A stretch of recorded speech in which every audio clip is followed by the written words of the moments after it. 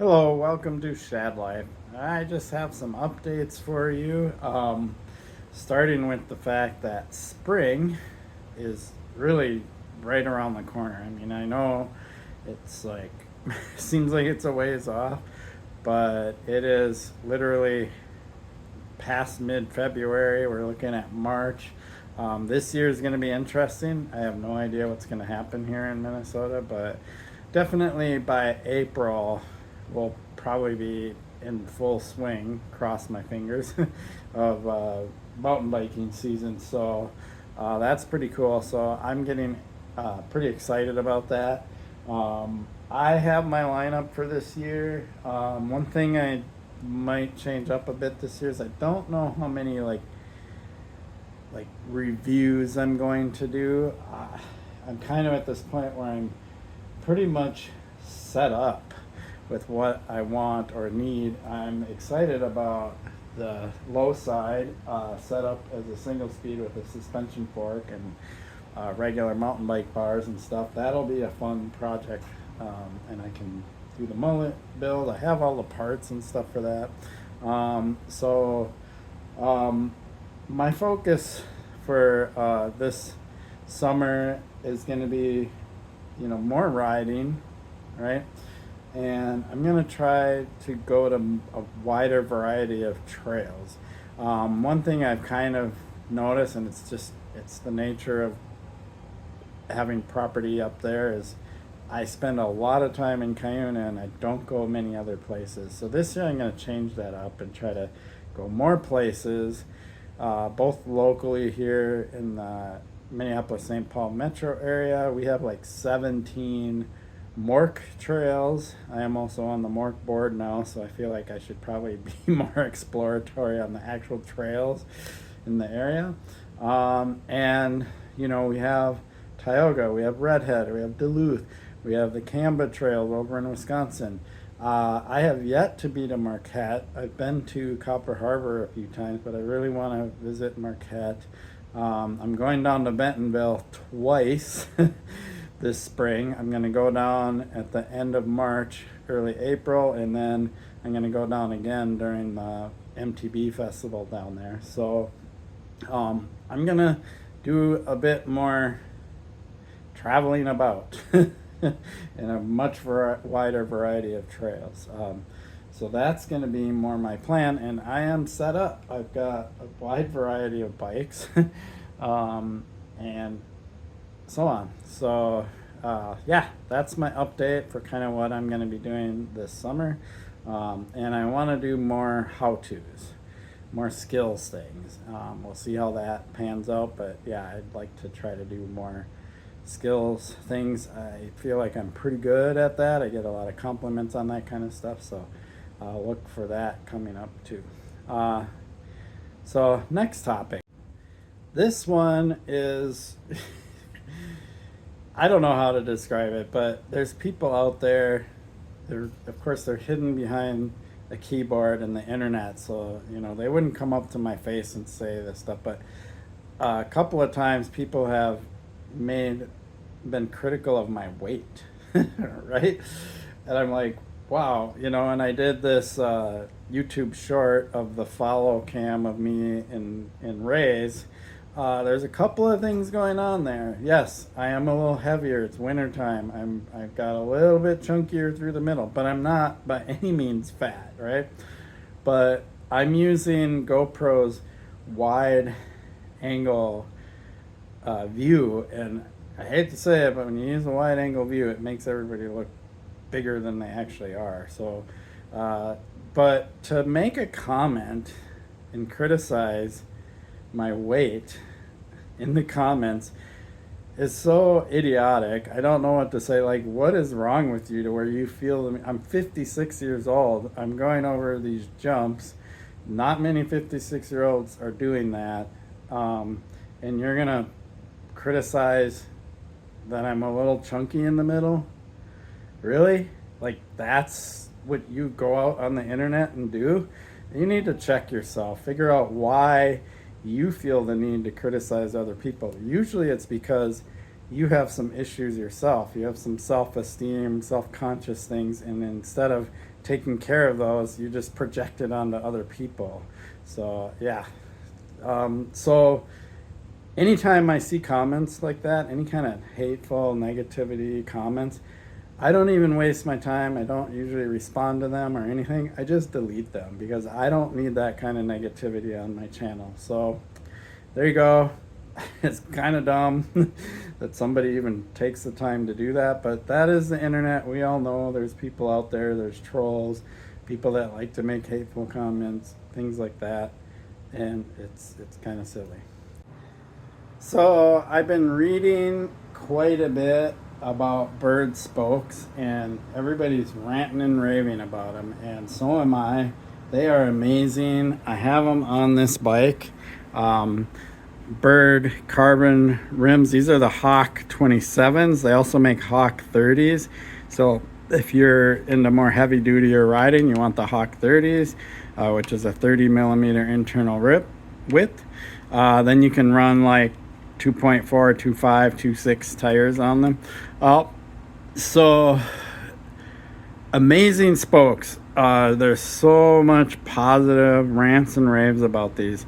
But I do want to mention a couple of things about these spokes if you ever get them. There's two things to be conscious of. Of course, now I don't have my cassette on here because I was swapping stuff around. But one thing you want to be conscious of is having your limit screws properly set, or making sure you have a dork disc on here. I kind of wish that a company, and maybe Bird should, right, comes out with a good quality, like maybe carbon dork disc, or a nicer quality dork disc, not these clear crappy looking ones, because I could see a viable reason. Because what happens is if your chain jumps off and into the spokes, you can actually damage the spokes, right? And then the other thing I just read is somebody, I think it was singletracks.com, maybe, or I think it was Mountain Biking Magazine. One of those magazines or sites, they had somebody put their bike in their car, and they think that the rotor from one of their other wheels, because they had to take their wheel off, rubbed against the spokes and damaged them and cut them. So rideability, riding wise, everything, and even like they've even shown that like if a stick gets caught in here, it'll actually, these spokes are stronger and hold up better than if a stick was to get caught in your regular spokes. I've actually had a stick get caught in my regular spokes and it just flat out snapped them. I had like 2 spokes snap, 1 severely bent, whatever, and with bird spokes they hold up. So there's not really a durability issue. It's just that if you're storing your bike or your chain comes off and you don't catch it right away, it can chew up your spokes, things like that.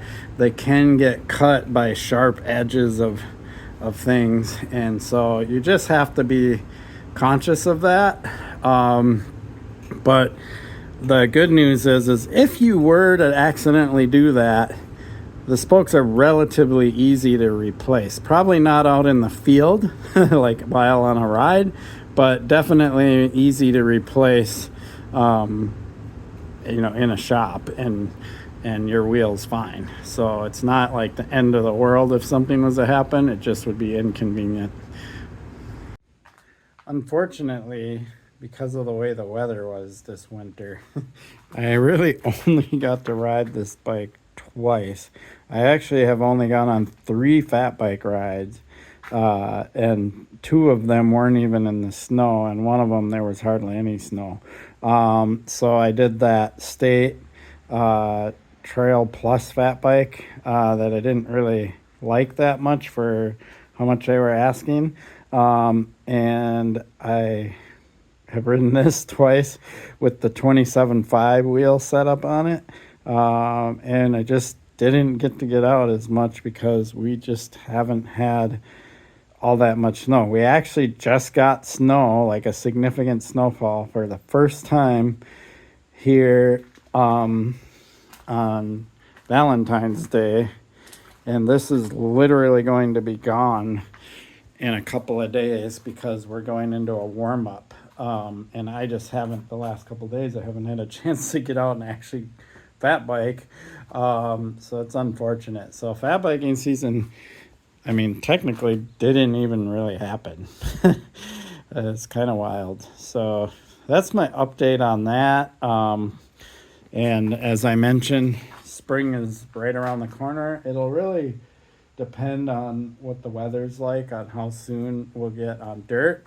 But looking at the way the weather is, I should be able to at least start riding like skate parks, BMX, and things like that outdoors sooner than usual. But it'll depend. March can always be pretty wild here. We could get huge, massive snowstorm, and if that does happen, I might actually get out on fat bike, but it just isn't looking very likely. I'm looking at the long-term forecast, and it just doesn't look very likely because we're looking at 40s and even up into 50 degrees, which is unusual this time of year. So, oh well.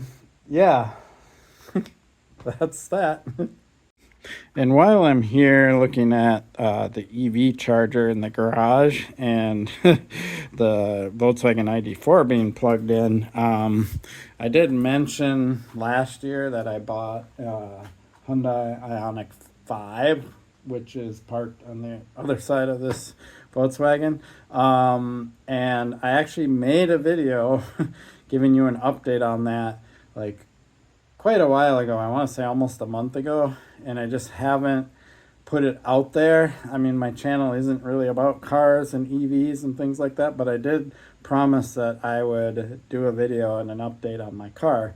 So I will go and edit that video and get it published here within a few days, just because I know there's people that are curious about it. And lastly, I'm almost to 4,000 subscribers. I don't think I'm gonna do anything super special for that, but the dogs just came in the house, and of course they had to come down and check what I was doing. Anyway, I'm gonna wait until 5,000 subscribers. That seems to be like a bigger kind of mark. So when I get to 5,000 subscribers, I'll do probably a pretty significant giveaway of some sort. We'll see what it is, but it'll be probably the biggest giveaway I've done on my channel. So looking forward to getting to that 5,000 subscribers. Hopefully I can do it. My subscriber growth has definitely increased quite a bit. It's kind of like Google gives me analytics on that. I feel like it should be more because my viewership is really high, but my subscribers isn't. And it's kind of interesting. It's kind of why I guess people always are like, hit that subscribe button, subscribe, do the, and they make a big point of it because there's probably a lot of people that watch videos and they just don't even think to subscribe if they like the content. But I'm telling you now, if you want to get my video in your feed or you like my content, hit that subscribe button. But yeah, I'm looking forward to getting to 5,000 because that'll be a pretty big benchmark for me, or goal, or whatever you want to call it. And then from there, we'll see what happens. I appreciate your support for my channel. Please like and subscribe.